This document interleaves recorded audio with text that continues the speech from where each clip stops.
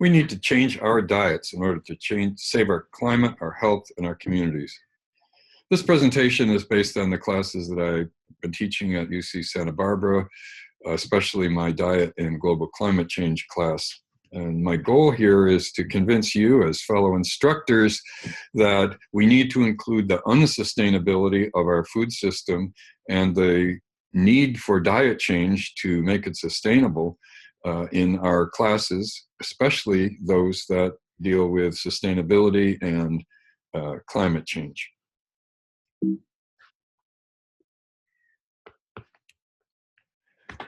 So I begin by asking what we want from our food system, and I think most of us would agree that nutritious food that makes us healthy, environment and climate friendly food, and just and ethical food that supports our communities would be at the top of our list. But all of these goals are threatened by our current diets. So in this presentation, I'm going to argue in three main sections. First, that our food system uses lots of resources and therefore has been leading to the food, climate, health equity problem. And then asking in the second part, is diet change needed to solve the problem? My answer is yes, and therefore critical question then becomes, well, how can we do it? How can we actually change diets? So in the first part, I want to describe this food, climate, health equity problem, beginning with the fact that our diets are killing us. This table shows how dramatically the causes of death, in this case in the United States, have changed during the last century from being more than half infectious diseases to being more than 2/3 non-communicable diseases like cancer, heart disease, diabetes, and food. Our poor diets are a major cause of these non-communicable diseases. The culprits in our diet are animal products, especially red meat, dairy, sugar-sweetened beverages, excessive salt, excessive fat, especially saturated fat, and refined carbohydrates. Our diets are also driving climate change and depleting our resources. Our food system accounts for at least 25% of our total anthropogenic greenhouse gas emissions. And at the same time, the climate change that it's driving is also making it more difficult to produce food due to changing rainfall patterns and increasing temperatures. Animal foods are the most greenhouse gas intensive per unit here of protein. As you can see, animal foods on the right, plant foods on the left. The same relationship is also true if we look at greenhouse gas emissions per kilocalorie or per serving. Our diets are also driving inequality and suffering. Diseases, diet-related diseases, climate change affect people of color and low-income communities the most.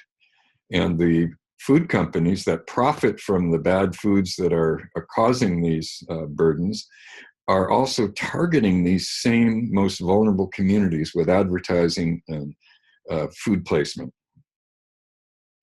So the next question, the next part, is diet change needed to solve this problem? Well, I think it is, because the Neolithic supply side solutions that we've been using for the last 12,000 years or so won't work in the Anthropocene epoch because we've exceeded sustainable limits. Planetary boundaries have been breached. So it's time to move to demand side solutions. We need to reduce our demand rather than increasing the supply. And diet change is a key demand side solution because it will reduce resource use, allowing for the redistribution of saved resources and increased equity. And it can be done rapidly, especially important given the imminent danger of exceeding a 2-degree temperature increase due to climate change. Diet change is needed to reverse the pandemic of non-communicable diseases and soaring healthcare costs. We need to be eating more foods like these and not those ones that I described earlier. And diet change is needed to fight climate change. In this graph, we can see the current greenhouse gas emissions from the food system in terms of gigatons of CO2 equivalents per year, which is about half of the limits in greenhouse gas emissions from all sources that we can exceed in order to avoid a 2-degree centigrade increase by 2050. However, if our food system doesn't change, By 2050, it will take up almost all of the allowable greenhouse gas emissions to stay below that 2-degree target, leaving no room for any emissions from other sources. And that's obviously not likely or not possible, and therefore we would blow through the 2-degree limit.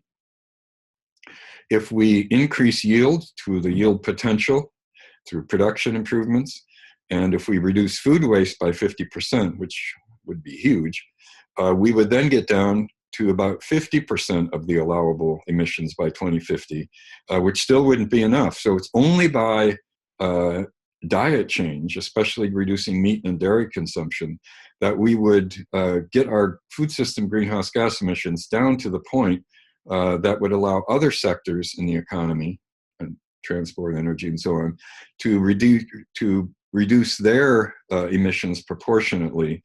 In other words, at a similar rate, so that we could meet that 2-degree target. Without diet change, we'll exceed that 2 degrees for sure.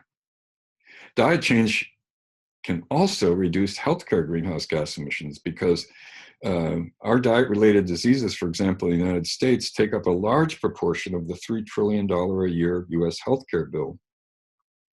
And our group's research on the US diet found that model diets, which eliminated red and processed meat and doubled fruits and vegetables, those are the main changes, these diets could reduce the risk of diseases, coronary heart disease, colorectal cancer, and type 2 diabetes, reduce the risk of these diseases by 29 to 45%, which would result in a $93 billion a year savings, and the total reductions in greenhouse gas emissions from both healthcare and food system would exceed California's 2020 target for mitigating greenhouse gas emissions.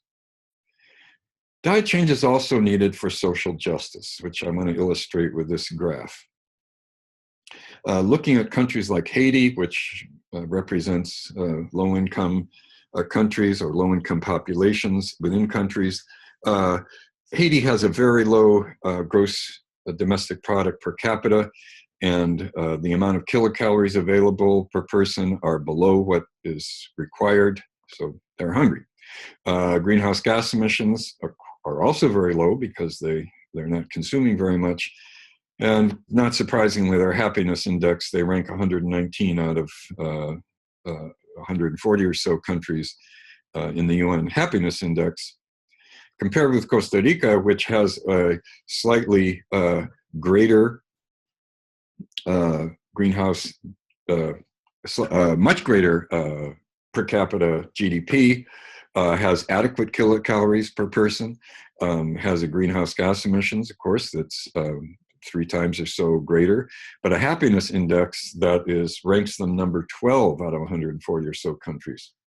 Compare Costa Rica with the United States, where the gross domestic product per capita is 5 times as great. We are over-consuming kilocalories. There's an obesity epidemic, and we're eating those foods that have the highest climate impact and the highest disease causation. And look at our greenhouse gas emissions, 8 times what it is in Costa Rica, but our happiness index is the same, or even rank lower. So what this means is that we could, by changing diets, would allow us to redistribute resources from over-consuming to under-consuming populations, and still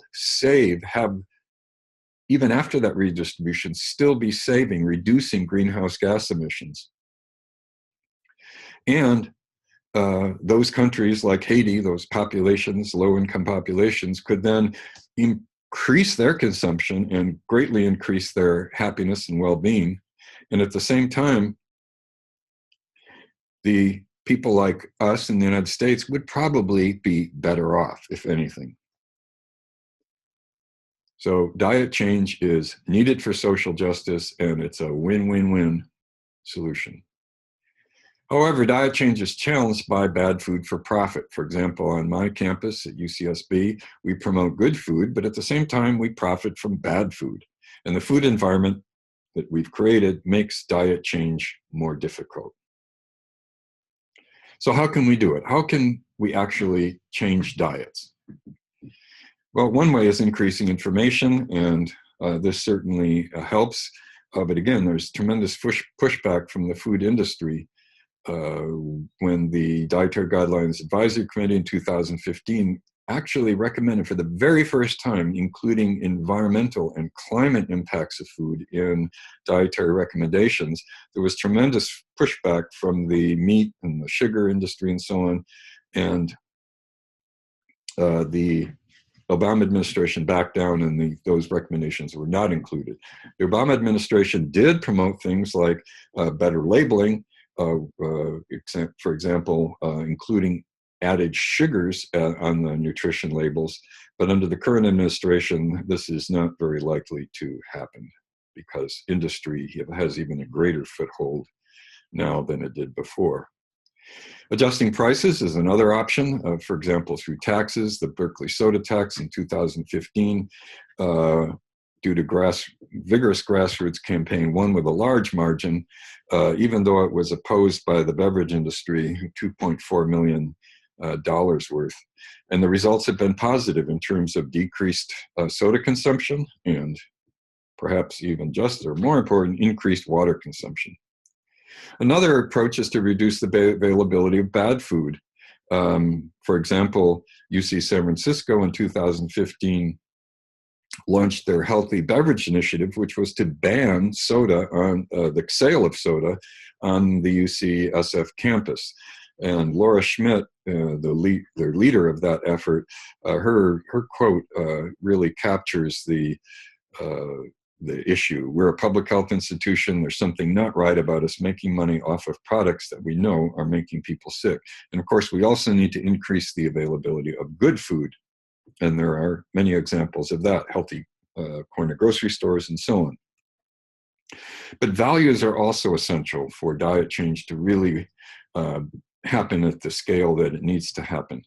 And I really like the example that Richard Ray Perez, the story he tells of him being in a Head Start school as a little kid in Los Angeles and eating lunch, and his teacher removing all the little sweet grapes from their fruit cocktail, and him asking, gosh, why are you taking those really nice, delicious sweet grapes and not eating them? And the teacher explained that it was because of the UFW boycott of grapes to protest the bad, unfair labor practices that farm workers had to work under, and to try to get better labor practices. And all of a sudden, that grape, which to him had previously just meant pleasure, all of a sudden it reached out into the bigger world and became imbued with values of social justice. So Richard Ray Perez stopped eating grapes. We have a contemporary example here in California, the collaboration between UC San Francisco and Youth Speaks, the Bigger Picture Project, which is focused on diabetes prevention amongst young people. And they train young people how to activate their peers' values for autonomy and for fairness in the face of the food industry's onslaught of advertising and food environment control that's promoting bad food that's making them and their families sick. And there's other psychological experiments that support this as a valid way to get young people aware of food industry manipulation and empower them, motivate them to change their diets. So, in conclusion, I believe that we can help our students to reclaim our food system for our health, our environment, and for our communities. And changing our diets is key. Thank you.